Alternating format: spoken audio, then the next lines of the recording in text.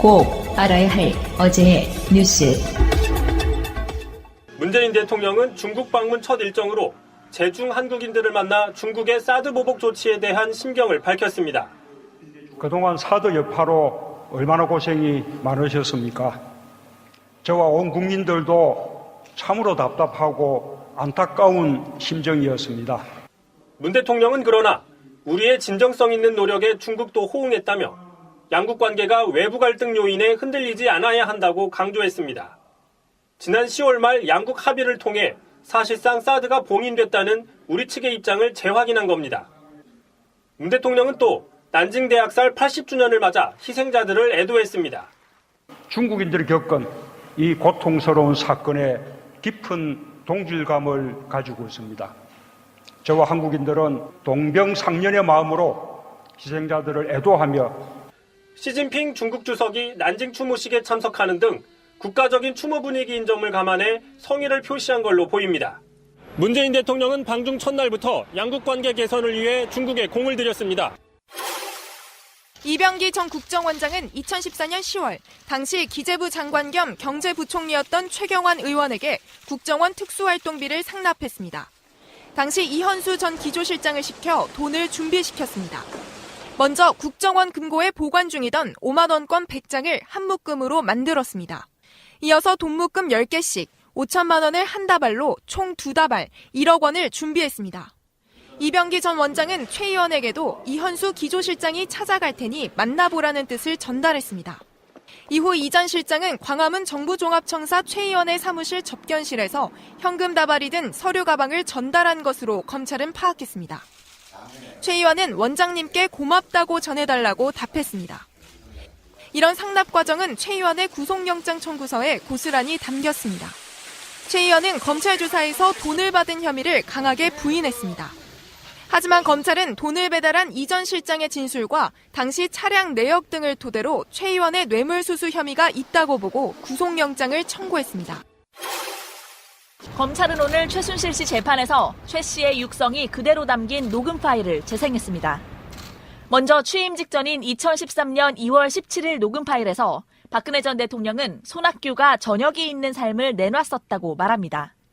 그러자 정호성 전 비서관이 선생님께서 경제 부흥을 내놨는데 먹힐 것 같다고 답합니다. 바로 이어서 최 씨도 경제 부흥은 괜찮다고 화답합니다. 대통령 당선인의 국정 기조를 논의하는 자리에서 최 씨가 마치 주인처럼 행세한 겁니다. 최 씨와 정 전 비서관의 통화 음성도 공개됐습니다. 최 씨가 정 전 비서관에게 안 가는 걸로 하면 되지라며 반말을 합니다.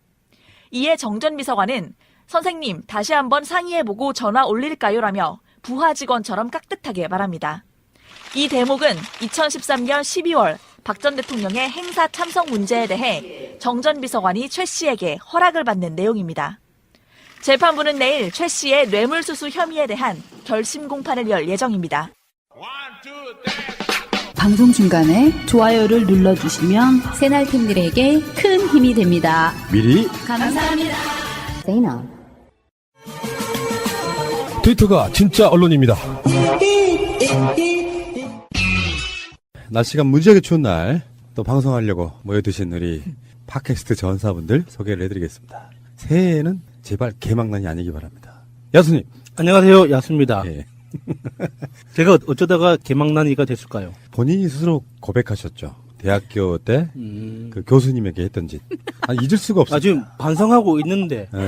어느 날 개망난이가 벗겨지는 그날 야수님은 인생을 갱생하시는 거예요. 그러면 그냥 망난이 되는 거예요? 서망난이. 잘 오셨고요. 자, 그 다음에 내년에도 여전히 이분은 엄마가 돼 있을까요? 아빠가 돼 있을까요? 자, 지금까지 4년 동안 엄마였던 바로 이분 유엄마 유명종님. 한 번 엄마 영원한 엄마입니다. 예. 안녕하세요. 유명종입니다. 예. 새해는 좀 바꿔봅시다 우리. 뭐로 바꿀까요? 이제 아빠로 다시 태어났어요. 뭐 이런 거. 저분은 새가 나란다 있어가지고 일종의 야구로 말하면 포수 같은 거예요. 저는 투수고요. 그리고 일루수가 지금 야수님 뭐 이렇게. 무슨 비유인지는 잘 모르겠습니다. 야구를 몰라서. 모르는구나. 네. 자, 새날에 치어리더라고 말하면 화내시겠죠. 치어리더 아니에요. 이분은 중교수입니다. 마차님. 그래도 치어리더가 되고 싶은 마차입니다. 학교 때 치어리더 해봤다면서요? 네, 그렇지만 여러분들이 그렇게 상상하시는 짧은 치마에 부츠 신고 이런 건 아니에요. 기수단. 기수단. 펄럭 있는 옷 입고. 네, 기수, 깃발 드는 거. 깃발 들고 돌리고. 마스게임하고. 제도로서의 민주주의가 흔들리고 구타는 일은 이제 없습니다. 민주주의가 밥이고 밥이 민주주의가 되어야 합니다. 날씨가 엄청 춥고요. 이제 우리 새가 날아든다는 뭐 휴가 이런 건 없지만 왜냐하면 방송을 날마다 해야 되기 때문에 돌아가면서 쉰다거나 또 날마다 방송하시는 분도 사실 없잖아요. 그런 측면이 좀 없지 않아 있는데 문제는 저는 최근에 나온 보도 중에 문재인 대통령의 인간됨됨이랄까요? 진정성을 봤는데 청와대 직원들이 연차 뭐 이런 걸 내놓고 예. 출근을 한다는 거예요. 휴가 안 가면 혼을 내니까 서류상으로는 휴가를 내놓고 청와대 들어와서 일을 한다는 거예요. 그렇게 하지 마라. 그렇게 하면은 문재인 정부가 노동자분들에게 휴가를 권장하는 거, 공무원들에게 휴가를 권장하는 거를 진정성이 사라진다. 이런 보도가 났어요. 대단하신 분 아니십니까? 네, 이렇게 되면 이제 또 노트북을 들고 집에 가서 일하는. 그러니까. 우리나라 사람들만의 과도한 주인의식. 정말 내일처럼 하는 건 좋은데 꾸준하게 일을 하려면 자기 몸을 관리를 해야 되잖아요. 그런 면에서 쉬지 않고 계속 그렇게 일을 하는 거는 절대 바람직하지 않죠. 대통령이 연차를 다 소진하겠다고 밝혔었고 그랬는데도 불구하고 사실은 이게 처음에 이제 여름 휴가부터 사실은 총리가 휴가를 내놓고 어쩔 수 없이 총리가 일을 보기 시작했거든요. 그러면서 청와대 직원들도 그런 것을 아마도 본 부분도 있고 사실은 솔직하게 얘기하면 해야 할 일들이 너무 많아서 쉴 수가 없는 거예요. 그렇겠죠. 네. 어차피 휴가 갔다 와도 자기가 해야 될 일이야. 그렇죠. 예, 그래서 뭐 직원들이 많은 것도 아니고 청와대가 사실 뭐 청와대 이렇게 겉에서만 봐도 건물 몇 개 안 돼요. 그 안에서 나라의 국정을 다 운영을 해야 되는데 얼마나 정신 없겠어요. 그런 와중에 쉬라고 그러면 이건 쉬는 게 아니지 본인들은. 하긴 지금 검찰 같은 경우도 누가 쉴 수 있겠어요. 몸이 아프다고 해서도 쉴 수가 없는 분위기잖아요, 지금. 다른 데는 다 쉬어요. 중앙지검만 못 쉬지. 아, 그런 건가요? 네. 그래서 아마도 청와대 근무하는 직원들이 나름 그렇게 너무 일이 많으니까 쉴 수 없는 어려움이 있는 거는 인간적으로는 이해가 되는데 대통령이 얘기한 것처럼 쉴 때는 쉬는 모습을 보여줘야 되고 한 번에 10cm를 못 나가도 1cm는 나가야 된다라고 얘기하는 게 이게 그 뭐 일을 이렇게 하라는 게 아니라 이 노동자들을 위한 직장인들을 위한 쉴 때는 쉴 수 있는 문화를 정착시키자라는 이야기거든요. 그거에 대해서 대통령의 뜻이 이렇게 강구하니까 청와대 직원분들 혹시 이 방송 들으시면 그냥 쉬세요. 쉴 때는. 노트북 갖고 가지 마세요, 집에. 장기적으로 봤을 때는 쉬는 게 좋습니다. 네. 그래서 그 숙련된 인력들이 나중에 몸이 아프면요. 오히려 국가적 손해예요. 예. 그 최민희 의원이 하신 말씀인데 본인이 스타일로 보면 열심히 일했을 것 같잖아요. 하루도 안 쉬었을 거야. 4년 동안. 근데 결국에는 보좌진 하시던 분 중에 한 분이 뇌외 이상이 왔다고. 맞아요. 그렇게 되면은 더 손해라고 생각이 들고요. 저도 좀 고쳐야 되는데 일 중독이란 말은 아직도 사회적으로는 칭찬받는 분위기예요. 저 사람은 일밖에 모른다. 근데 그게 잘 생각해보면 사람이 골병드는 거거든요. 불안한 거예요. 내가 이런 경쟁에서 떨고자 나갈까봐 불안한 거예요. 그런 사회를 안 만들었으면 좋겠는데 쉴 때는 확실히 쉬어야 되겠다 이런 생각이 들고요. 어쨌든 간에 대통령이 그럴 수는 있어요. 사회적으로 쉬는 분위기를 좀 만들어주자. 한국인의 노동시간이 지금 어마어마하게 세계적으로 많고요. OECD 최고죠. 네. 흐름은 이런 거예요. 노동자분들한테 정부나 기업이 일을 많이 시킨다기보다는 본인들 스스로가 일을 많이 해서 돈을 더 많이 벌겠다 부분도 있거든요. 분명히 이게 존재하는 부분이 있어요. 그러니까 그 시간을 줄여서 일이라는 시간이 줄어들면 그만큼 일자리가 생기는 거거든요. 그런 부분으로 좀 가자는 기조이기 때문에 청와대 직원들부터 설손수범에 쉬어라라는 뜻도 들어있는 겁니다. 어쨌든 간에 쉴 땐 쉬고 일할 땐 일하고 그런 문화가 결국은 만들어져야 될 거다 이런 생각이 들고요. 우리는 좀 특수한 거라고 생각이 듭니다. 우리가 만약에 정규적인 방송사라고 하면 누가 대타로 이렇게 방송도 진행해주고 다 시스템이 돼 있잖아요. PD 작가들이 있어서 그중에 한 명 빠져도 표시가 별로 안 나는데 이건 좀 약간 다른 문제고요. 가장 시급한 것은 새가 날아든다가 아닐까 이런 생각도 좀 해보고요. 알겠습니다. 잠시 후에 다시 오겠습니다. 베개 등 침구 전문 기업 꿈나라 베개를 아십니까? 꿈나라 베개는 힐링 베개라고 부릅니다. 단순한 잠을 넘어 치유의 역할을 하고 있기 때문입니다. 토르말린, 황토, 게르마늄, 옥, 소나무 등의 성분이 들어있습니다. 공기 비타민, 음이온으로 숙면에 도움을 줍니다. 여러분이 생각하는 그런 솜으로 만든 베개가 아닙니다. 꿈나라 베개를 사용한 이후에는 일반 솜 베개는 사용하기 힘드실 겁니다. 가장 과학적으로 만들어진 좋은 베개라고 자부합니다. 꿈나라 베개는 충전재까지 같이 세탁이 가능합니다. 꿈나라 베개는 근화 신소재 제품을 온라인상에 독점 공급하는 업체입니다. 꿈나라 베개를 검색하세요. 꿈랜드.com 055-533-9088 호텔 침구 잘잠 이불도 있습니다. 스마트폰 바꿀 때 됐는데 어디 아는 데 없어? 마니와 앱을 추천해요. 스마트폰 싸게 살 수 있는 곳 없을까? 마니와 앱을 깔아보세요. 싸다고 해봐야 거기서 거기 아닌가? 마니와 앱은 확실히 싼 곳이에요. 마니와는 각종 스마트폰 가격을 비교해서 추천해줘요. 앱스토어에서 마니와를 검색해보세요. 원하는 휴대폰 가격을 상담하면 판매점들이 1대1로 상담해준다네요? 아이폰 X 무료 이벤트도 진행 중입니다. 마니와 뉴본 스킨 이미라 대표. 저는 어릴 때 아토피를 알았어요. 한번 망가진 피부는 다시 돌아가기 어렵다는 걸 알았죠.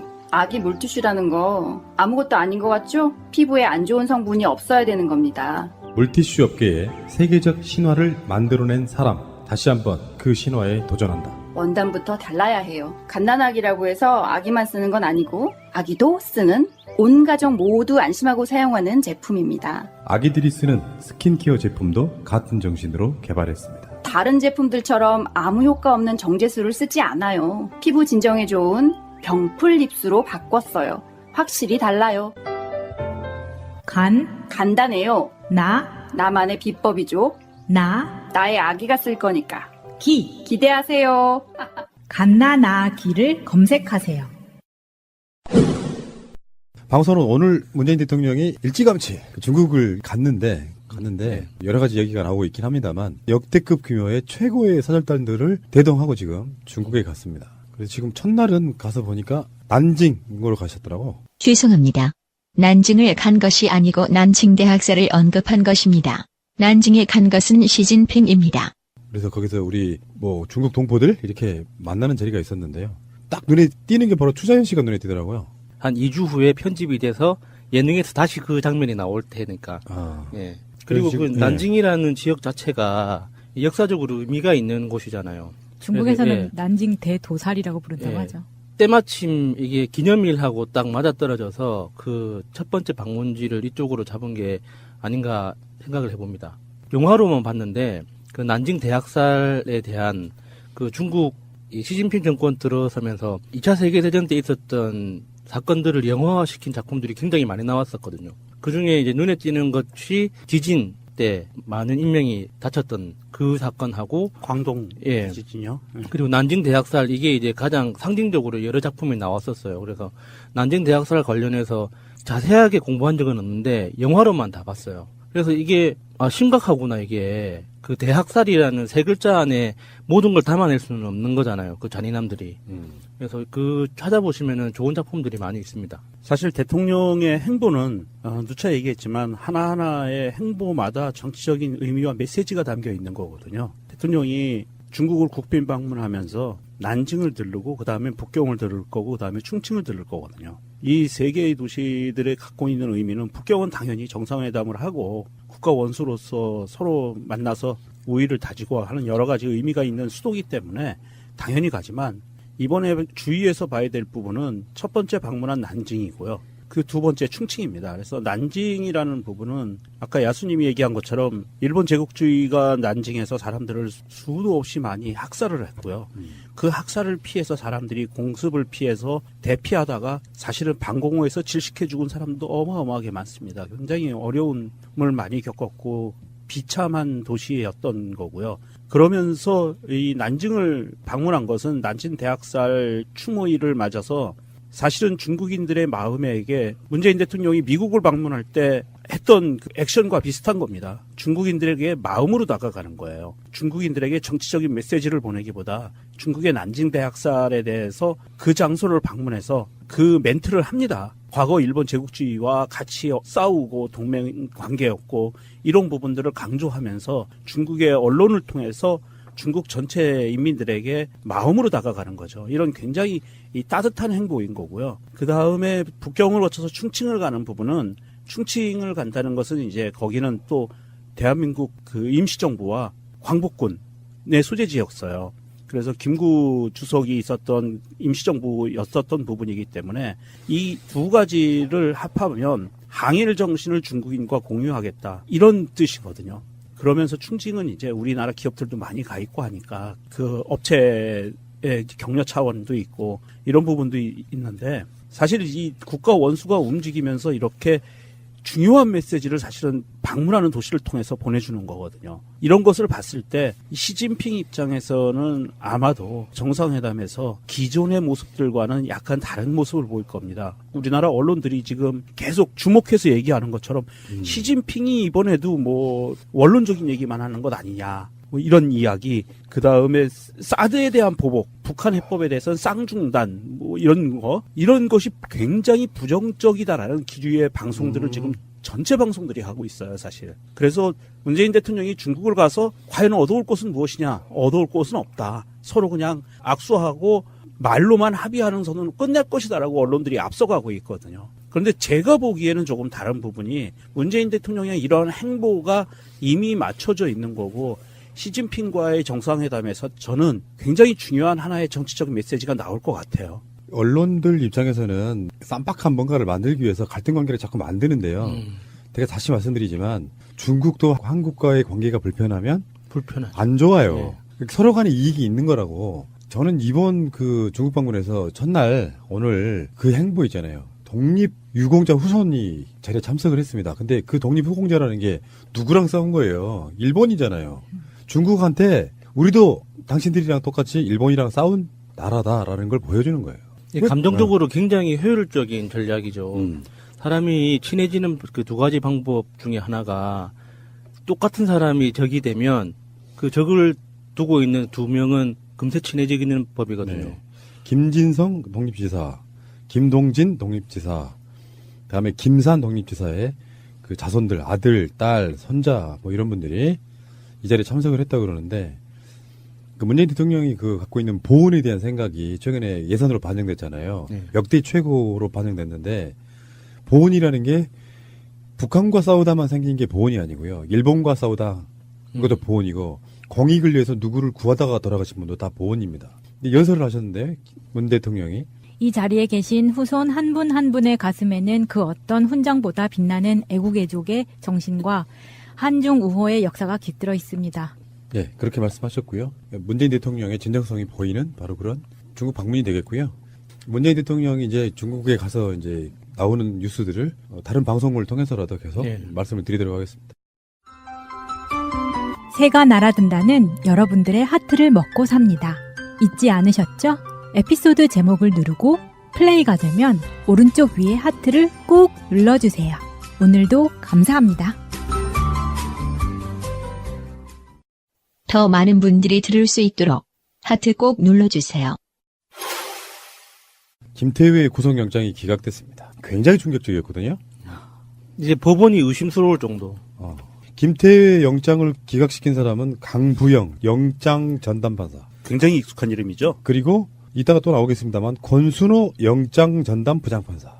이분도 익숙하고요. 네. 또 있어요. 많이 있는데 나는 이 말이 무슨 말인지를 모르겠어. 역할과 관여 다툼의 여지가 있다. 그러니까 억지로 이제 말을 짜내다 보니까 이상한 말까지 나왔는데 전체적인 그림으로 보면 김관진 장관을 이제 구속적 부심으로 이제 석방하면서 김관진이라는 사람을 중심으로 해서 나머지를 다 끼워 맞추는 거예요.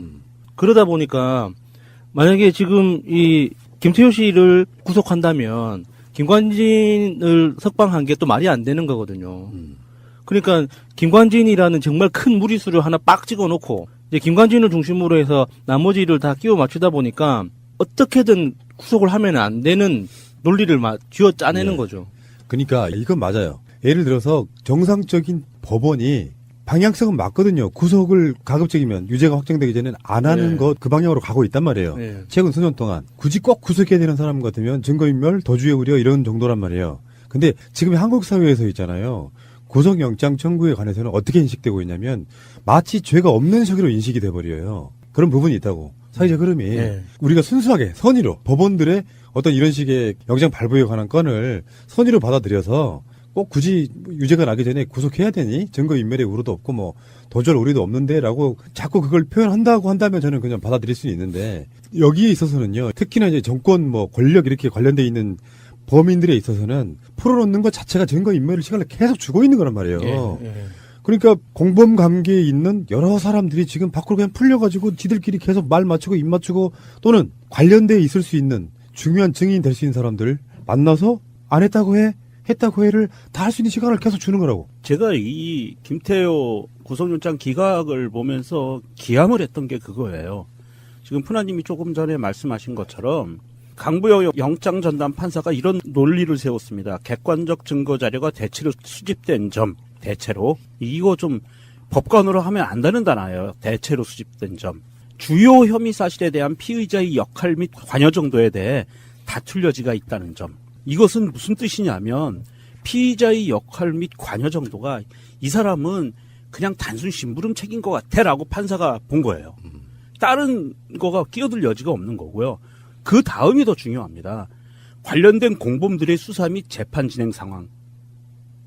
이게 뭐죠? 관련된 공범들의 수사 및 재판 진행 상황. 그러면 김태효 씨도 공범이라는 뜻이에요?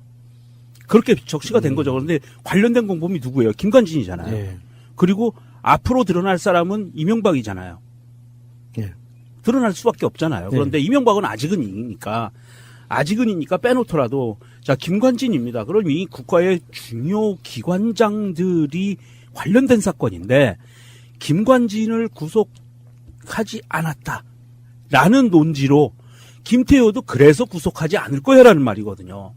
이게 판사가 얼마만큼 이게 자기 모순에 빠져 있는 거냐면 이 문장에서 나옵니다. 대체로라는 말을 쓰면 안 돼요. 법정에서는 대체로라는 말이 어디 있어요 도대체. 자, 우리 민정수석이 좀 흥분하시고 계신데. 화가 나요. 저는 화가 나는 게 혼날만 하네. 지금 영장 전담 판사는 대한민국의 집시법만 위반해도 영장 청구해서 막 잡아가잖아요. 잡범들도 잡아가요. 길거리에서 폭행해도 잡아가요. 뭐 이런 상황들인데 이렇게 국기문란과 국정농단은 한 핵심에 있는 사람들에 대해서 피의자의 역할 및 관여 정도에 대해 아니 그러면 피의자가 역할이 도대체 어느 정도가 돼야 단순 심부름꾼이 아니고 주동자라는 거예요? 네, 맞아요. 이게 예를 들어서 그냥 조폭들 사건이나 단순 그 사기 사건이면 이게 뭐 혐의 사실 및 피의자 역할 및 관여 정도에 대해서 불확실하기 때문에 불구속할 수 이렇게 해도 돼요.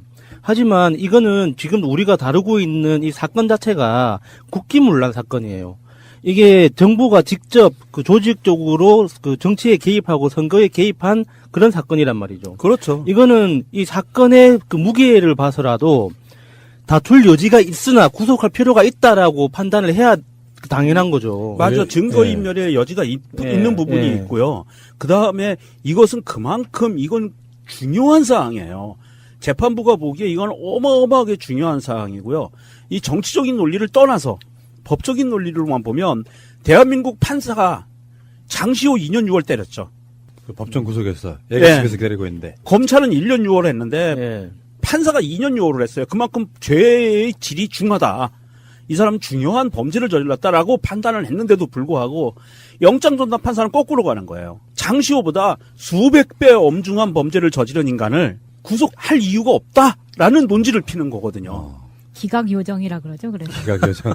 김재철, 정유라, 추명호에 이르기까지. 정말 쉬운 비유를 한번 들어볼게요. 검찰이나 법원 둘 다 법을 전공한 사람들이고 같은 시험 합격한 사람들이야. 법을 바라보는 어떤 정도가 똑같은 사람들이에요. 근데 검찰에서는요, 김태효의 구속영장을 심심해서 치는 게 아니에요. 이 사람은 정말로 필요한 구속의 사유가 있다고 치는 거예요. 똑같은 법을 바라보는데. 그래서 검찰이 칠 때는 더구나 정치적인 배려가 없을 수가 없어요. 왜 그러냐면 우리는 정치적인 고려 안 한다 하지만 흐름상 김태효나 김관진의 영장이 기각되면 검찰이 여론의 힘을 받지를 못해요. 반대 세력 쪽에서는 반대로 검찰이 무리했지라고 할 테니까 상당히 많이 맞추어 놓고 구속영장이 발부되게끔 할 수 있는 모든 것들을 다 해서 구속영장을 청구를 한단 말이에요. 근데 같은 법을 놓고 법원은 생각이 달라. 난 요게 잘못됐다고 생각하는 거고. 같은 법인데 이렇게 다르단 말이에요. 그래서 원하건 원하지 않았건 진짜로 석방 요정이 돼버리는. 기강요즘. 그러니까 어쨌든 간에 석방시켜주는 아. 그런 사람들은 뭔가 계속해서 지금 들여다봐야 되는데요. 비슷한 건으로 한 번 더 봅시다. 솔직히 전병훈 전 정무수석에 대해서는 방송에서 가끔씩 언급을 안 하려고 노력 많이 했거든요.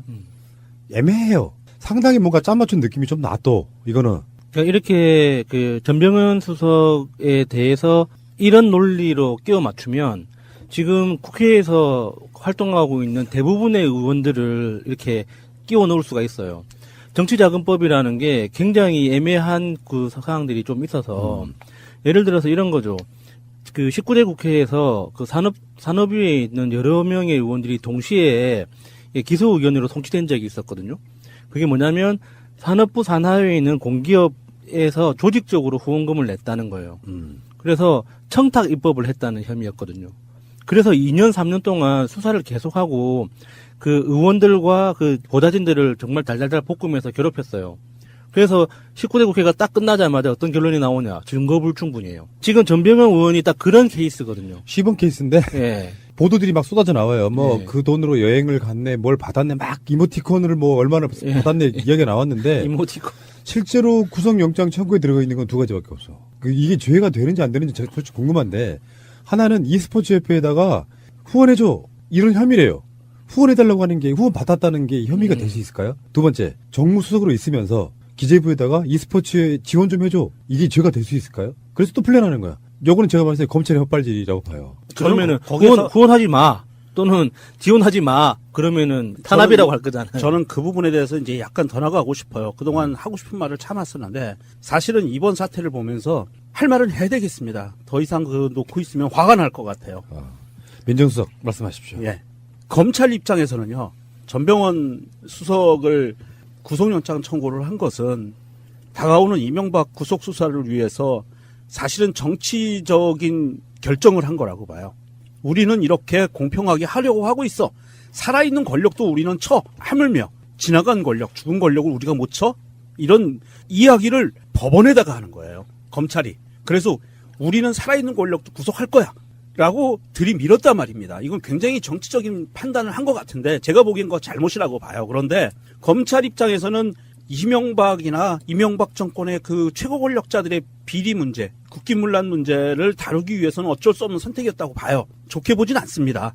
그런데 그럼에도 불구하고 법원은요. 법원의 원칙은 있습니다. 사실은 그 부분은 이해를 해줘야 돼요. 대한민국은 법으로 보장하기를 불구속 수사가 원칙인 거는 맞아요. 모든 피의자들에 대해서 정말 구속할 사유가 아니면 구속하지 말라라고 배워요. 배울 때. 판사도 검사도 변호사도 다 배웁니다. 법을 배울 때. 그게 그리고 대한민국 법의 기본이에요. 하지만 구속해야 될 사안이 있고 구속하지 않아야 될 사안이 있어요. 검찰이 나 같은 일개 무지렁이한테 이렇게 욕을 얻어먹어 가면서도 정치적인 판단을 하고 무리하게 전병헌 수석을 구속 수사를 하겠다고 의지를 표명하고 김태효, 김관진 이렇게 이명박 정부의 핵심 실세들에 대해서 분명히 잘못된 부분에 대해서 수사를 하겠다. 그리고 이 부분은 구속을 해야만 마땅하다라고 판단을 해서 영장 청구를 했는데도 불구하고 판사는 검찰에서 들어온 이 국기문란 사건에 대한 영장들을 계속 기각하고 있어요. 영장이 청구된 것이 그대로 승인된 경우는 거의 대부분 박근혜 정권에서 관련된 사람들이에요.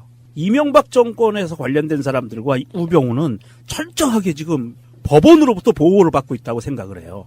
저는 이게 지난번에도 김태효 영장 청구가 무산됐을 경우에 범국민적인 저항을 법원이 어떻게 견뎌낼 것이냐라고 이야기를 했는데 더 이상 국민들이 이것을 참아서는 안 된다고 봅니다. 국민들이 박근혜도 탄핵하고 파면시켰어요.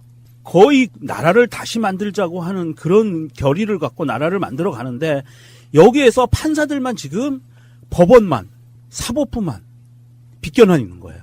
이런 권순호나 이런 판사들이 정말 순수하게 아까 말한 것처럼 가급적이면 구속시키지 않는다. 확정 판결을 받기 전까지는 뭐 이런 식의 그런 게 있다고 해도요. 아니 원래 그랬으면 이해를 해요. 네, 그러니까. 원래 그러지 않았던 사람들이기 때문에 그렇죠. 그런 사람들이 특정 사람들에게만 원래 그 취지를 오히려 악용하는 것 같은 그런 느낌이 좀 있고요.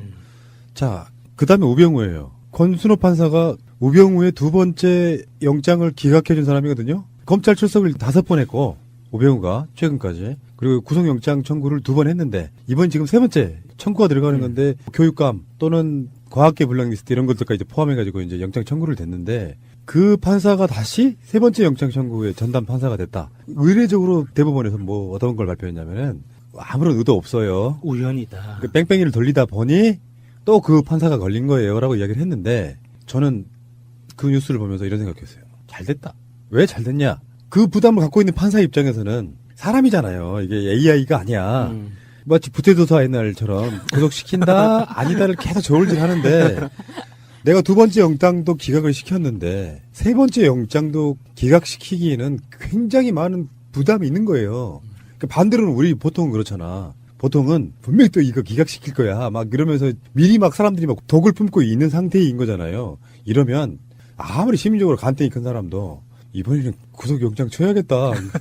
발부해줘야겠다. 이런 생각이 들 수도 있다는 생각이 판사들이 가장 부담스러워하는 게 유명해지는 거라고 하잖아요. 자기 이름이 판결 때문이든 뭐 다른 문제 때문이든 어쨌거나 이 정치적으로 크고 싶은 생각이 없는 판사가 불필요하게 자기 이름이 유명해지는 게 제일 부담스러워하고 무서워한대요. 검찰청이나 법원에 가면요. 예전에는 지금은 좀 덜 그런데 예전에는 대부분 몇 호 검사 뭐 이런 식으로 불리웠어요. 일부러 공무원들 이름 밖으로 안 나오게 하려고. 그런데 지금 권순호 판사는 너무 지나치게 유명해진 것 같아요. 이름이. 근데 사실 세 번째 정도까지 되면 본인에 대한 그런 부담에도 불구하고 기각을 시켜준 거잖아요. 그럼 그 뒷배경에 정말 어마어마한 게 걸려 있으니까 저렇게까지 해주는 거 아니에요? 연관검색어에서 우병우하고 권순호 그 연관검색어에서 서로 하나라도 빠지면은 네이버가 탄압받았다는 의심을 지울 수가 없는 거죠. 이게 법원에서 서울중앙지방법원에서 우병우 구속영장 심사를 사실 하루를 늦췄거든요. 24시간을 미뤘습니다. 원래는 13일로 잡혔어야 정상인데 그동안의 관행으로 봐서는 13일로 잡혀야 정상인데 권순호 부장판사를 뺑뺑이를 돌렸대요. 본인들 말로는. 자, 뺑뺑이를 돌려서 권순호가 딱 지정됐어. 그런데 이 사람이 스케줄이 바빠. 도저히 13일 날 못해. 그래서 14일 날 해야 되겠어.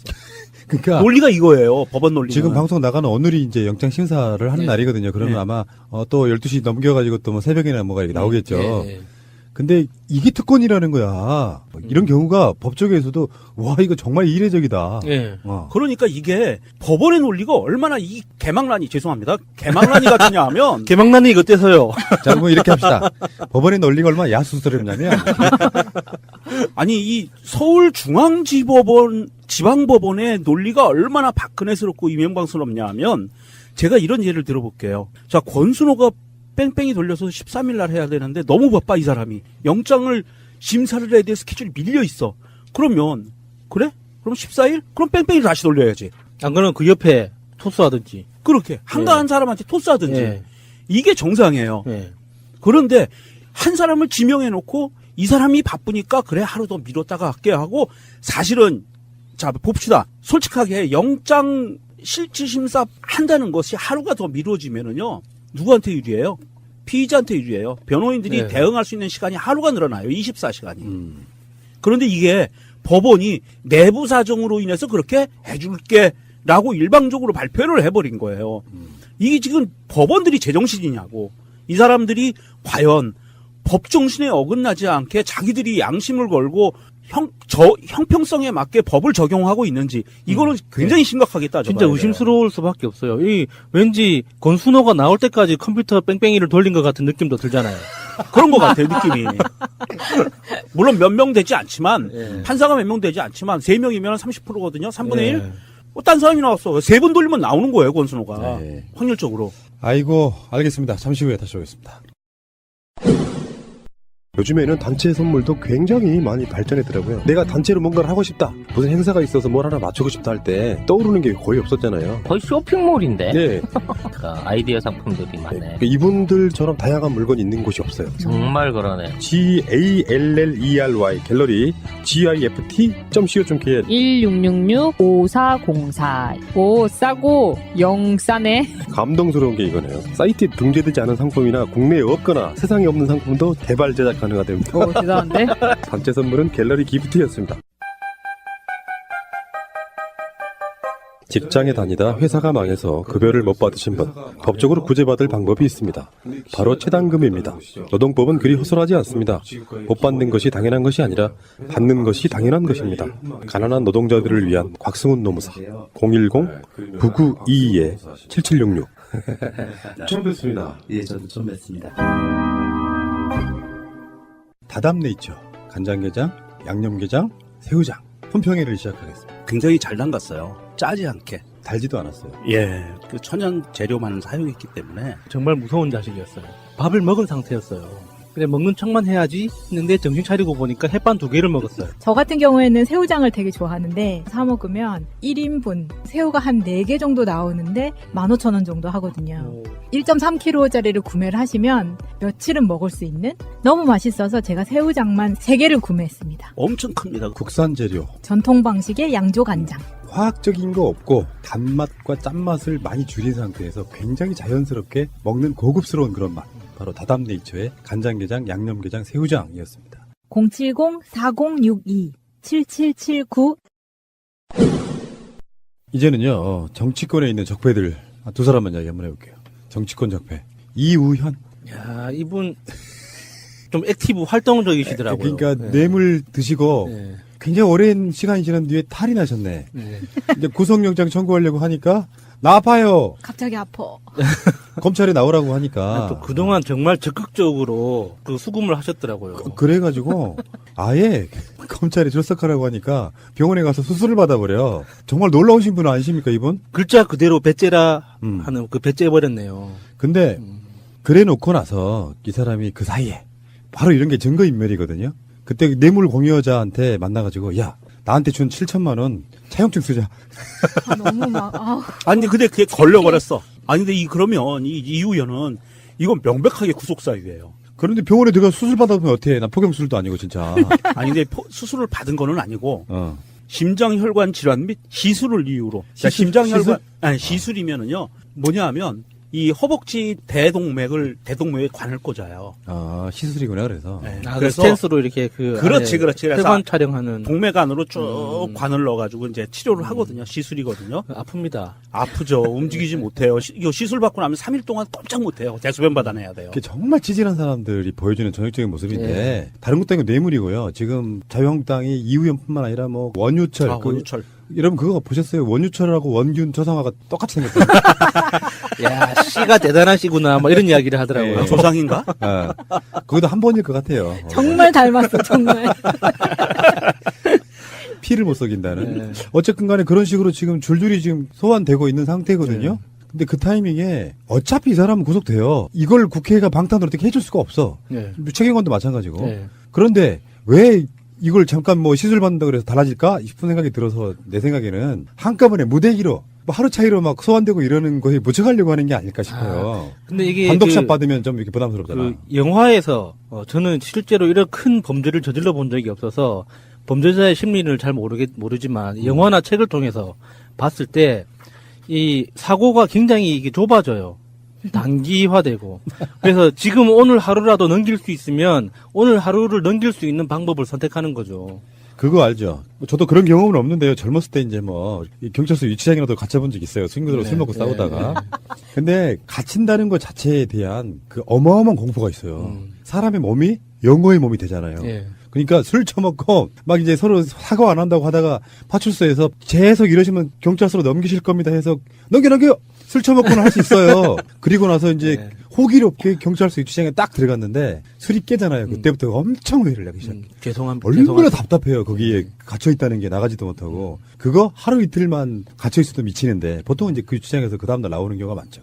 와서 이제 누가 보호증 쓰고 막 하는데 이런 식으로 하는 모습들이 너무 찌질한 거야. 그렇죠. 그리고 7천만 원에 대한 차용증을 전화를 하면서 대포폰을 지금 쓴 혐의를 받고 있잖아요.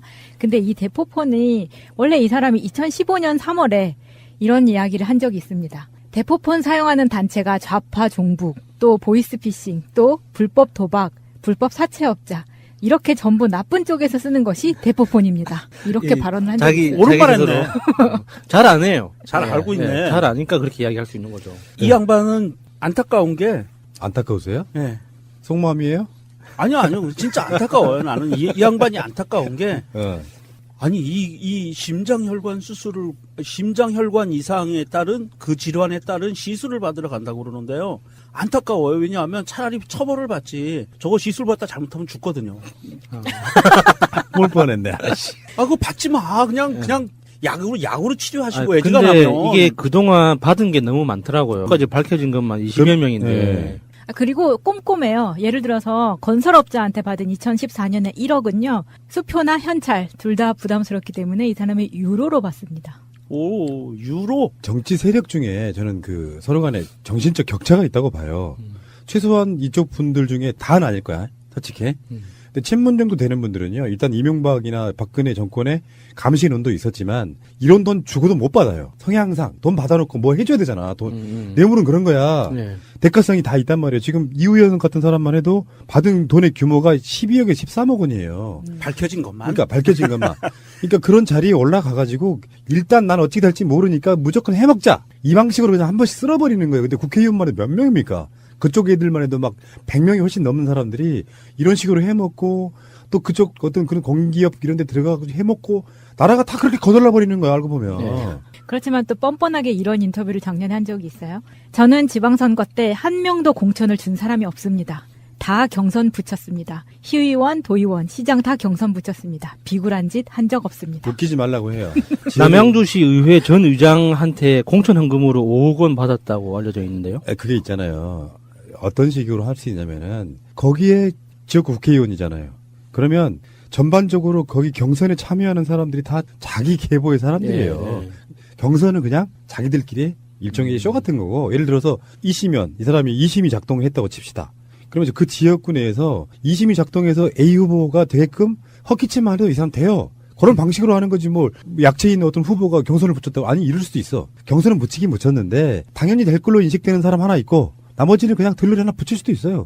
그래놓고 이렇게 말한 건 자체가 말이 안 되는 거지. 그래서 지금 현재 자유당 신분, 자유당 소속 의원으로 검찰 조사를 받고 있거나 재판 진행 중인 사람들 한번 명단을 찾아보니까 상당히 되더라고요. 다시 한번 불러. 네, 지금 이우현 의원 지금 이렇게 다루고 있는 이우현 의원도 있고 최경환 의원 지금 그 검찰이 그 체포 동의안 이 문제 때문에 지금 이야기가 오가고 있죠. 그리고 김진태 의원, 온유철 의원, 엄영수 의원, 이현재 의원, 김재원 의원, 이완영 의원, 홍일표 의원, 황영철 의원 다 10명. 그리고 지금 강원랜드 관련해서 몇 명이 더 있는지 지금 불확실합니다. 토탈 하면 20명이 넘는 네. 걸로 지금 알고 있어요. 강원랜드 그 관련된 사람들 포함하면 20명이 좋게 넘어요. 네. 그러면 이 수사하기도 사실 벅차겠네. 검찰은 상당히 어려운 부분이에요. 그런데 이게 사실 뒤져보면 이게 시간을 갖고 뒤져보잖아요. 그러면 그것만 있을까? 저 100명이 넘는 자유한국당 국회의원들 중에 과연 몇 명이나 깨끗할까? 저는 그것도 궁금해요. 그러니까 보궐선거가 단순 보궐이 아니라 거의 20.5대 선거가 될 수준이 될 수도 있죠. 그 정도로. 그럴 수 있어요. 뭐 트렌드에 업혀가는 건지 홍준표가 최근에 그런 이야기도 했었죠. 불체포 특권이나 면책 특권 국회의원에 대한 그거 없애야 된다고. 어떻게 하시려고 그러실지. 자유당에 나만 하는 의원이 없을 것 같은데 지금. 그렇게 한다고요? 아이고. 그러니까 제가 봤을 때는 그래서 이 의원이 수술받은 이유를 알겠어요. 같이 묻어가려고. 왜 진짜 원샷 받으면 굉장히 불편하고 창피하잖아요. 아니 근데 그러다가 진짜 죽는다니까요. 그러지 마세요, 이 의원 씨. 저분은 그 시술 받다 죽어요. 저 유명정님은 엄마의 마음이 있어가지고 박애의 정신이 있어. 그 죽으면 안 되잖아. 그냥 그렇지. 처벌받고 말어 그냥. 아무리 죄를 진 개새끼라도 생명 소중하다. 그렇죠. 자, 짧게 국민의당의 박주원 이야기를 잠깐만 합시다. 지금 전체적인 거는 엄청난 언론 플레이하고 있어요. 그 자신감은 뭐냐면은 공소시효가 지났기 때문에. 그러면 그 피해자는 안철수만 지금 피보는 거예요? 박주원 씨 때문에? 그러니까 전반적으로 봤을 때 그 프레임으로 가려고 하지. 그러니까 이용주 의원이 난 아니야? 라고 말한 이유가 그 모습이 단적으로 보인다고 생각해요. 그러니까 친한과 반한이 서로 이제 서로의 어떤 사기랄까 길을 꺾고 뭔가 주도권을 잡기 위해서 친안철수인 박주원의 비리를 터뜨렸는데 의심받고 있는 사람이 이용주다. 뭐 이런 느낌까지가 있는 거라고 보는데 박주원 자체가 보여준 모습은요. 우리나라 정치사의 가장 비열한 모습 중에 하나예요.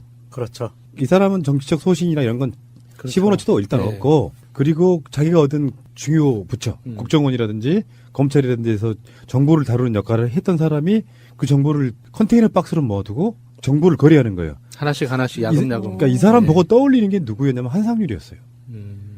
한상률이 그런 사람이었다면서. 한상률이 역시 수집가, 정보 수집가였다고 하더라고요. 그래서 탈세에 관련된 정보를 갖고 있는 사람과 또 무슨 이런 식의 찌라시나 나올 법한 무슨 비자금 이런 거 갖고 있을 사람들이 그것을 모아두고 있다가 정치권과 거래를 하는 거예요. 이명박한테는 한상률이는 노무현 대통령 잡을 방법이 있다. 이런 식으로 정보를 모으는 거고, 박주원이 이런 사람은 이 당에 있으면 안 되는 거잖아요, 일단은. 그렇죠. 근데 지금 계속해서 거짓말하고 있는데 거짓말들이 또 다시 취재진들에서 이렇게 들통나는, 우리 소위 뽀록이 나는 이런 상황을 계속 목도를 하고 있는 거거든요. 그러니까 정치인들은 가장 비열한 게 이런 방식이라고 봐요. 나는 현행법에 지금 저촉될 게 하나도 없어. 공소시효도 지났어. 계속 거짓말을 해요. 근데 경향신문 같은 경우 이런 거 하나 터뜨리려면 제가 봤을 때는 최소한 1보, 2보, 3보 쭉 해서 최소한 15개 이상을 준비를 하고 있다고 봐요. 이런 식으로 쉴드를 치면 이렇게 답해줘야 되는 것들이잖아요. 특종은 그런 개념이에요. 특종은 그렇게 만들어진다고. 그러니까 사실은 박지원은 혼자만 계속 자기 정신승리하고 있는 거예요. 뭐 그럴 수도 있잖아. 난 DJ라고 특정하지 않았어. 근데 알고 보면 아니야. 그러니까 계속해서 자기 쉴드를 치고 있는데 그 쉴드가 전혀 안 먹히는 상태로 가고 있는데 이 사람 입장에서는 이제 이런 계산을 하겠죠. 정치권에서 완전히 퇴출될 수 있어요. 최고위원 내려놓으면. 누가 다시 받아줍니까? 누가 그 사람을 공천을 하겠냐고요. 그러니까 일단 이 싸움에서 최고위원을 내려놓지 않는 게 이 정치권에서 그나마 살아남을 수 있는, 왜 그 김광수 의원 생각해 보세요. 그 이상한 사건 났었잖아. 뭐 여자분 해였고. 그렇게 전국에 한번 들썩거렸지만 외국 갔다 오고 잠잠해지니까 이번에 뭐 반안철수 선봉에 서 계시더만. 그러니까 정치인들은 그런 거야. 이런 식으로 어떤 이슈나 이런 거리가 났을 때 버티면 된다고 착각을 하더라고요. 이건 아니야. 근데 김대중 대통령에 관한 이런 비열한 공작 자체는 법적으로 문제가 없더라도 계속 이러고 있어요, 지금. 그러니까 얘는 법적으로 한번 걸어봐. 이런 식의 이야기를 하고 있다고요. 저는 녹취록이 없을 거라고 확신을 했었는데 15일에 녹취록을 밝힐 거라고 일단 발표는 했네요. 그러니까 많은 통화들 중에 녹취록 하나가 나온다고 해서 그 사람이 면죄부가 생기는 건 아니에요. 지금 굉장히 대단한 녹취록 같이 이야기를 하고 있으니까. 이제 이렇게 봐요. 주성영이나 주성영 보좌관의 어떤 사람들의 증언을 보면 박주원은 김대중 대통령 관련돼 있다는 이야기를 안 했다 이렇게 거짓말했거든요. 그중에 뭐가 들어있을지 모르는데 한번 봐라 이런 식으로. 근데 특정해가지고 DJ 비자금이다라고 찝어줬다 이런 거거든요. 이게 박주원이가 이게 검찰청에서 근무를 했었잖아요. 검찰에서. 검사가 아니고. 수사관이었죠. 네. 우리나라 대검찰청이 2017년 7월 이전까지는 무엇이 있었냐면 범죄정보기획관실이라는 게 있었어요. 공식적인 기구로. 네. 이 범죄정보기획관실이 뭐 하던 곳이냐면 이 정치인이나 그 다음에 대기업, 그 다음에 고위 관료들에 대해서 뒷조사하고 이 정보를 바탕으로 가공을 해서 이 정보를 가공한 것을 갖고 정치적인 공세를 필 수 있는 리포트를 만들어서 제출해 주던 곳이에요. 아주 쉽게 얘기하면 정보 조작의 최전선에 있던 것이 범죄정보기획관실이라는 곳입니다. 거기에서 나온 정보예요. 그리고 이 정보가 노무현 대통령 시절에 이거를 취득을 했다. 그리고 사실 확인 관계를 거치느라 2년여가 걸렸다. 그리고 이명박 정부에서 이거를 터뜨렸다라고 이야기를 하는데 본인은 그게 아닌 거죠. 검찰이 그거를 갖고 기획해놓은 정보를 갖고 가공해서 이명박 정부 때 그걸 터뜨린 게 맞고요. 물론 이제 다른 방송 시간에서도 나왔지만 이 범죄정보기획관실이 올해 7월 달에 폐지가 됩니다. 그러니까 문재인 대통령이 들었으면서 이 검찰에 있는 이 부서를 없애버렸어요. 왜 없앴느냐? 간단해요. 뒷조사나 하러 다니고 심부름센터나 하고 국정원하고 똑같이 국정원 국내 파트처럼 똑같은 역할을 했거든요. 그래서 없애버린 거예요. 그런데 거기에서 나온 정보라는 거죠. 이거는 대검에서 그 범죄정보기획관실에서 만들어낸 정보는 그냥 아무한테나 이렇게 주는 게 아니에요. 다 협의해서 프레임을 만들고 그래서 주는 거거든요. 예. 그래서 박주원이 13일 방송은 오늘 국민의당 최고위원회에서 이제 소명 이야기 일단 들어본다 개념에서 표현을 참 어린아이가 오줌이 마려워서 길거리 어디에 쉬했다고 집 나가라고 몽둥이질을 했어야 되겠는가. 몰라. 적절한 비유인가요? 글쎄요.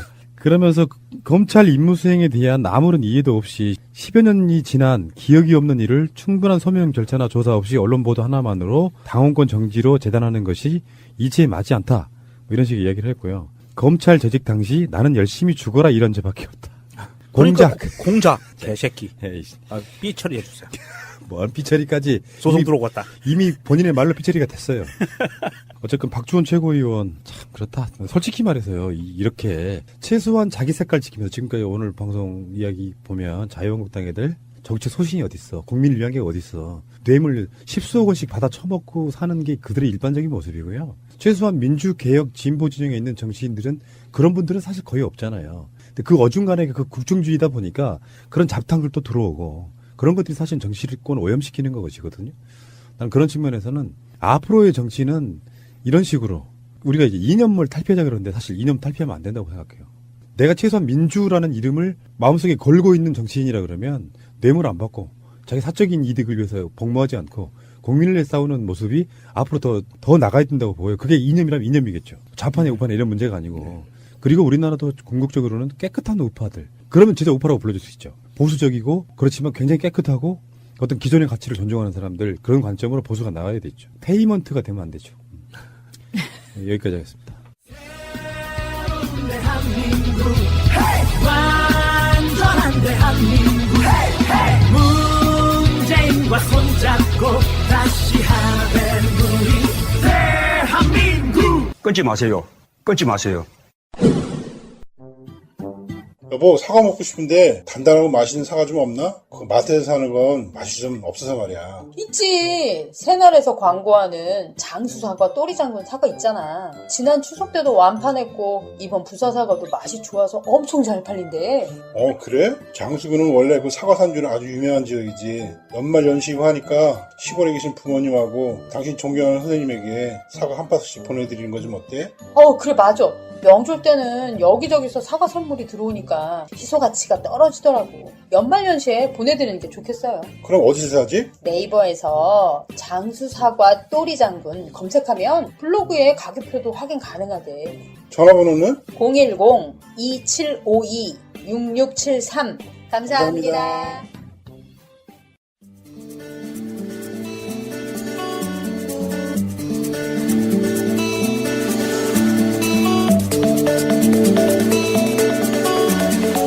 저도 이제 오늘 라면에 대한 이야기를 준비를 해왔는데, 일단은 뭐 라면이라는 주제를 했을 때는 분명히 많은 분들이 라면 관련된 직접적인 얘기를 할 거라는 생각을 했어요. 그래서 저는 좀 다른 생각을 해봤습니다.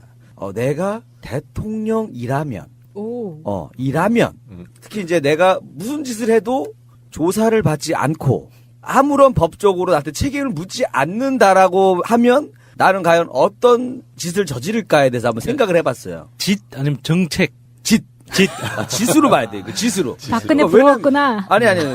왜냐면 만약에 법적으로 나한테 누구도 터치를 안 하는데 내가 대통령이라면. 주사는 제가 놔드릴게. 그렇죠. 그거보다는 약간 테니스 쪽에 가까운데, 테니스 치고 이런 거에 가까운데, 요거를 제가 생각하면서 너무 행복했어요. 요즘에 사실 12월 달에 좀 다운되는 계절인데, 날씨도 춥고, 한 살 또 더 먹는다는 부담감에다 여러 가지가 오는데, 그래서 생각을 해봤습니다. 내가 대통령인데 무슨 짓을 해도 법적인 책임을 안 짓는다고 하면 나는 뭘 할까? 그래서 일단은 요걸 하나 생각해봤어요. 이제 정책이랑 맞아 떨어져야 되거든요. 그러니까 일단은 요즘 우리나라가 미세먼지가 많습니다. 그래서 미세먼지를 없애주는 로봇 새 개발 사업에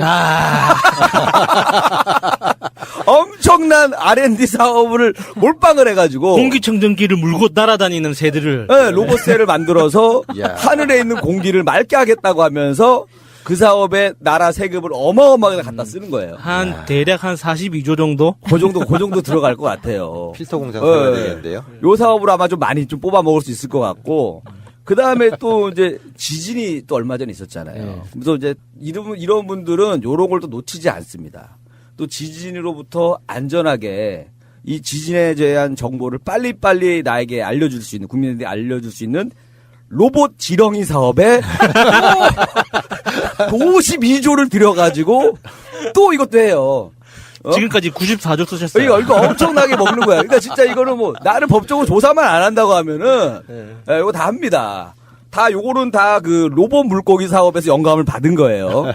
영감을 받아서 요런 식으로 한번 하면은 일단 돈 좀 벌겠구나. 요런 생각을 일단 해봤고, 그 다음에 이제 또 진짜 누구도 알 수 없는 그게 있어요. 왜냐면 그 로봇 새 같은 경우는 사실 좀 어려울 것 같아. 그렇잖아요. 만들기 어렵죠. 만들기도 어렵고 왜 로봇이 안 날아다녀 하면서 말들이 많을 수가 있습니다. 물고기는 안 보이잖아요. 안 보이고. 그러니까 로봇 지렁이 사업이 오히려 좀 더 유리해요. 그게 땅속에 기어다닌다 지금. 말하면 되는 거니까. 이렇게 하면 되는데 요거보다 더 좋은 게 뭐냐면 이제 우주 항공 산업이 있어요. 그것도 눈에 안 보이지. 요거는 왜 좋으냐면 탁 해갖고 막 그 엄청나게 로켓 쏘잖아요. 쏘는데 안에 뭐가 들어있는지 아무도 모르게 하고 휘발유만 잔뜩 버놓고 발사하면서 불발됐습니다. 이게 뭐 10조짜리 사업인데 불발됐습니다 하면서 한 5번 불발을 해요. 그럼 거기서도 좀 한 50조 또 땡길 수가 있는 거예요. 현찰로? 현찰 땡기죠. 휘발유만 잔뜩 넣어놓으면 되고, 근데 겉에 깡통만 어디서 포철에서 하나 해달라고 하고 해가지고 겉에만 번들어하게 해가지고 쏘는 척 하면서 그냥 중간에 터지게 해가지고 여기서 이제 우주 항공 사업에서도 한 좀 몇십 조를 또 해먹을 수가 있고. 그 많은 사람들 입은 어떻게 막으려고. 이거 뭐 어렵지 않습니다. 언론 다 장악해야지. 다 장악하고 해야죠. 그 다음에 이제 로또 복권 사업에도 좀 관여를 해요. 요걸 뭐냐면. 뭔가 롤모델이 있으니까 방향이 확실하게. 확실합니다. 그러네요. 로또 복권을 생각을 해봤는데 한 명씩 매번 내가 아는 사람을 당첨되게 하는 거예요. 번호를 미리 딱 꾹짝짝 해가지고. 그래가지고 그 사람이 이제 한 주에 20억 당첨되잖아요. 20억. 한 달이면 대충 100억 됩니다. 4주 계산하면. 1년 딱 하면 그게 한 이제 1200억이에요. 근데 대통령 재임 기간이 5년이니까 이게 6천억짜리 사업입니다. 6천억짜리 사업. 용돈으로 괜찮네. 괜찮아요. 한 명 정도 해가지고, 요것도 지금 또 계획을 해놨고, 그 다음에가 이제 앞으로 이제 우리 사실 제 앞에 롤모델 분은 이제 그 자원외교를 하셨는데, 그거는 이제 좀 이제 미래지향적이지 않아요. 이제 제가 더 미래지향적인 걸로 해서 아마존 공기 사업에 투자합니다. 아마존에 있는 공기를 모아놨다가 나중에 이게 공기가 오염될 때를 대비해서 아마존에 있는 그 청정한 공기를 잘 보관하고 있는 그 사업에다가 또 돈을 한 30조짜리를 또 투자를 해요. 땅을 매입하는 거예요? 아니, 그 공기만. 풍선입니까? 탱크입니까? 아마존 공기 사업에 또 해요. 근데 했어. 공개했는데 또 나중에 뭐라 그러면, 확인 좀 하자 그러면은 그때 또 공기 또 하면 되고 나중에 한번 까자 필요하다 쓰다 그러면 이제 너무 옛날 공기라서 다 버렸습니다 하면 깨끗하게 안전하게 안 걸립니다. 아마존 공기 사업. 누가 사람 많이 빌었네요. 그래서 롤모델이 있으니까 그것만 능가하면 되니까 확실하네요. 그 다음에 이제 또 우리 이제 원자력 발전소가 이제 조금 이제 좀 위험하다. 또 사고에 대비해서 만약에 있을 뭐 북한의 침공이나 여러 가지 대비해서 또 사막의 땅 사업. 사막을 많이 사요, 땅을. 사가지고 만약에 우리 땅이 한반도 땅을 못 쓰게 됐을 경우 우리 모든 국민들을 이주시키겠다 해서 사막의 지하 도시를 건설하겠다라고 해가지고 사막의 땅을 사는 그 사업에 또 투자를 하는 거죠. 요것도 또 엄청나게 또 돈을 벌 수 있을 것 같고. 죄송하지만 저는 거기서 빠지겠습니다. 요거 법적으로 아무도 나한테 뭐라고 안 하고 언론이 도와주면 할 수 있는 거예요. 더울 것 같아서. 지금 지하도시. 그래서 지하도시로 하는 거고. 포크레인을 사겠습니다. 그 다음에 이제 요것도 좀 괜찮은 것 같더라고요. 요게 이제 뭐냐면 인천공항, 그 다음에 수도, 가스, 철도, 의료, 100% 민영화. 요거를 해야 돼. 왜냐면은 친척들한테 다 줄 거죠. 아니요, 이걸 왜냐면은 이건 알짜기 때문에 외국 사람이든 누구든 사고 싶어 한단 말이에요. 꼭 필요한 거기 때문에. 그럼 수도만 좀 예? 요거 넘겨주죠. 요런 거 몇 개 띄워주죠. 고맙습니다. 그래서 요런 거를 100% 민영화해야 되는데 이제 반대가 심할 수가 있어요. 국민들의 반대가 심할 수가 있기 때문에 그때는 어떡하냐? 약간의 대한민국의 금융 위기까지 한번 만들어줘야 돼요. 그래서 어쩔 수 없이 파는 거야. 야, 이거 안 팔면 우리 돈 어떻게 되니? 하면서 명분을 만들어서 그때 싹 넘기는 거죠. 외국 기업들한테 다 넘겨. 그러면은 아주 나라를 말아먹을 수가 있는데, 요렇게 해서 하는 것도 있고요. 아니, 이런 생각이 되게 지금 이명박이 어떻게 생각했을까를 생각하려고 할 때, 수사할 때 되게 도움이 될 것 같은데요? 도움이 돼요. 이게 왜냐면은, 그러니까 내가 어떻게 보면 이게 풍자개그일 수도 있습니다. 어떻게 보면은 그거에 대한 나라를 재산 가지고 하는 거에 대한 풍자개그일 수가 있는데 저도 이렇게 막 생각을 해봤어요. 이게 만약에 이제 언론이 도와주고 그러면은 얼마든지 가능해요. 조사하다 보니까 네. 이런 건 되겠는데 싶은 게 많았을 것 나올 같은데요. 나올 것 같아요. 근데 실제 롤 모델들이 있어요. 그러니까 네. 뭐 볼리비아나 콜롬비아 같은 나라는 실제로 그 수도 물을 민영화하는 과정에서 네. 그 시민들에 대한 착취가 너무 많이 일어나서 폭동이 일어나고 그랬는데 그걸 다시 군부가 억압하고 아직까지 해결이 안 돼 있거든요. 그래서 지금 그 나라가 계속 힘든 상태로 지금까지 유지되고 있잖아요. 네. 그러니까 이제 나라를 이제 사실은 나도 이제 그 대통령이나 이런 분들이 정책으로 나라를 더 발전시키고 잘 살게 해줘야 된다라는 개념으로 생각을 하다가 야 나라가 나의 수익 모델 사업의 기관이라고 생각하면 너무 이게 재밌는 거예요. 왜냐하면 예를 들어서 나는 한 명하고 예를 들어서 2천억짜리를 거래를 해요. 한 명하고 해요. 그러면 그 사람이 뭘 사가잖아요. 예를 들어서 사갔어. 그럼 나한테 예를 들어서 50%든 몇 프로 떠준단 말이에요. 근데 이거를 뭘로 막냐면 국민들 한 4천만 명, 2천만 명들이 10,000원, 20,000원씩 내면 얼추 다 막을 수 있는 돈이에요. 그러니까 나는 한 사람이 몰빵으로 가져가고 막을 때는 n분의 1로 막는 거란 말이에요. 그러니까 이거 얼마나 좋아. 그러니까 이런 시나리오를 한번 생각해 볼 수 있죠. 이제 외국의 정유 회사, 우리나라 현대오일이나 그 S오일 같은 그 큰 정유 시설 있잖아요. 그게 오래되면 고철로 팔잖아요. 네. 그러니까 고철로 파는 비용이 드니까 그거를 1달러에 내놔요. 이게 매물로. 그러니까 1달러에 누군가가 돈을 지불해야지 국제법상 소유권이 이전되거든요. 그래서 무료로 넘기지는 못해요. 국제법적으로. 그래서 무조건 그런 고철 매물은 1달러에 나오거든요. 그러면 1달러에 나온다는 걸 알고 있을 때 제가 마차님을 그 나라로 보내는 거예요. 그래서 거기에 페이퍼 컴퍼니를 세워. 그래서 그 회사가 1달러에 매입을 하는 거죠. 그래서 마차님 회사가 나한테 제안을 하는 거예요. 2조 원. 그래서 2조 원 해서 좋아 실사하고 경제성 평가 해가지고 2조 원 결제를 해줘. 그러면은 2조 원이 된다는 거기 그 수익성이 있다는 거잖아요. 네. 그래서 그 수익성 회복을 위해 투자한다는 명목으로 2조 원을 갈기갈기 쪼개가지고 없애버리는 거예요. 그러면 이제 고철은 고철대로 남아있는 상태에서 2조 원은 사라졌죠. 그렇죠, 그렇죠. 그럼 그 돈은 어디로 갔을까? 그렇지.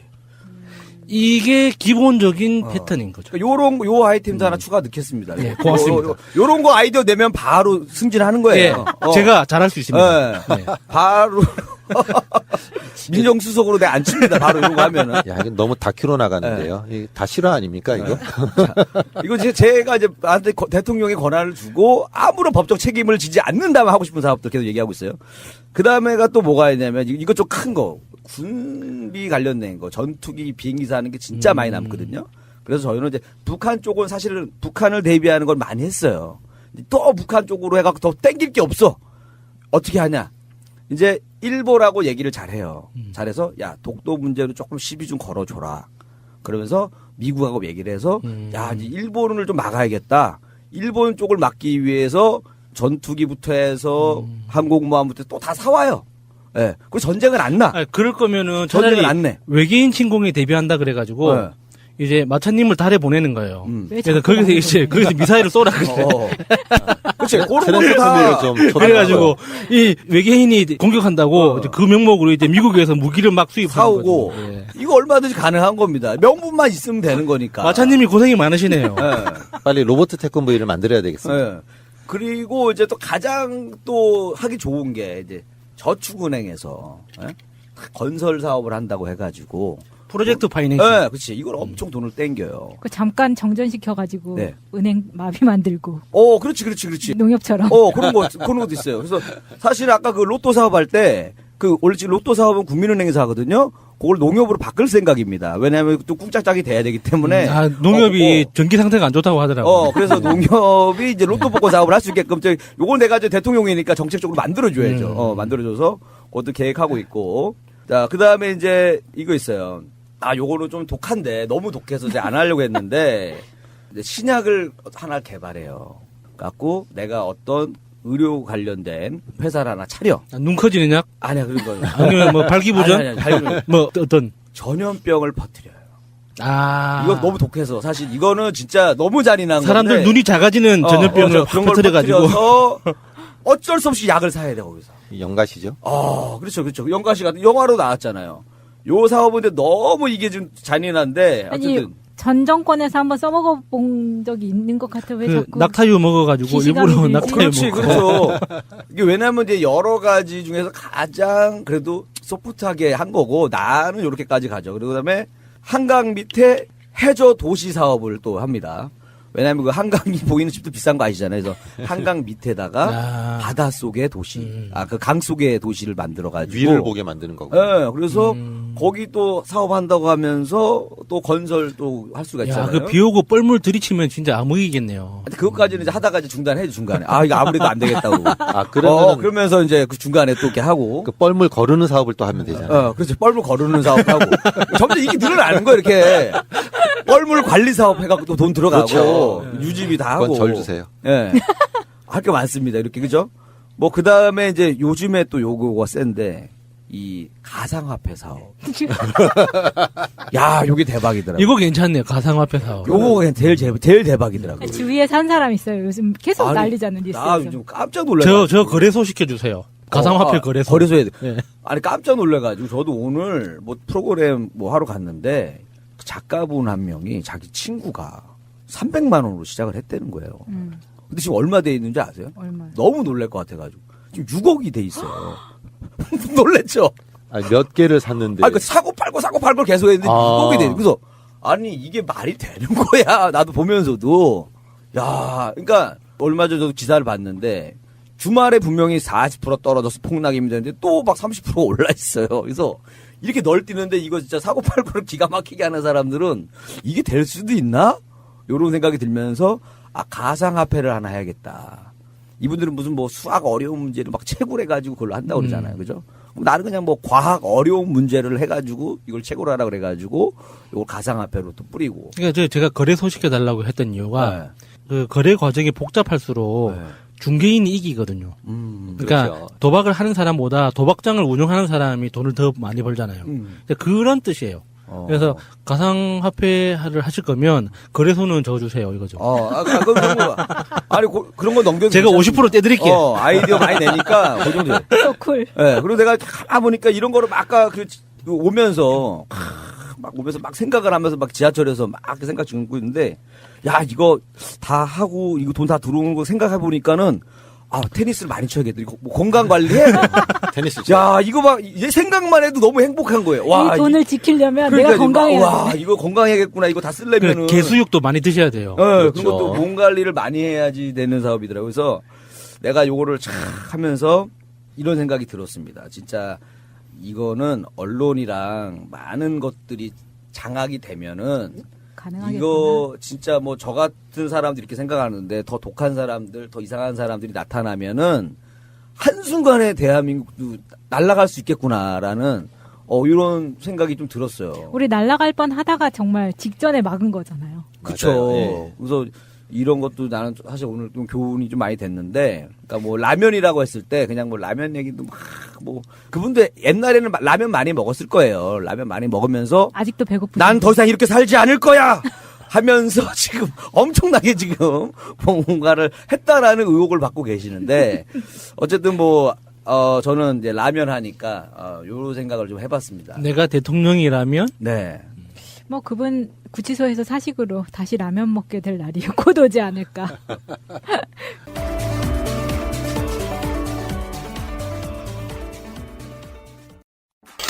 와, 셀카봉 고급스럽다. 엑서리스 셀카봉 몰라? 유희열이 꽃보다 청춘에서 사용해서 화제가 된 그 셀카봉 말이야. 셀카봉이 다 같이 뭐가 달라? 뭐야? 이거 비주얼부터 다르잖아. 싸구려 셀카봉이 아니네? 어디 싸구려랑 비교하지 마. 예술의 나라 프랑스가 만든 최고급 셀카봉이야. 난 스마트폰 말고 디카도 되는 셀카봉 있었으면 좋겠어. 엑서리스는 3kg DSLR까지 가능하단 말이야. 오. 그리고 어떤 크기의 핸드폰도 셀카 촬영이 가능하다고. 근데 이거 어디서 사는 거냐? 액션스튜디오.co.kr 또는 포털에서 엑서리스를 검색해봐. 홈페이지에서만 특가 판매 중이야. 이거 방송 준비 안 하지? 그런데 엑스레스가 뭐냐? 셀카 마니아라면 누구나 갖고 싶은 셀카봉. 럭셔리하네요. 엑소리스 홈페이지로 오시면 50% 이상 할인된 가격으로 구입하실 수 있습니다.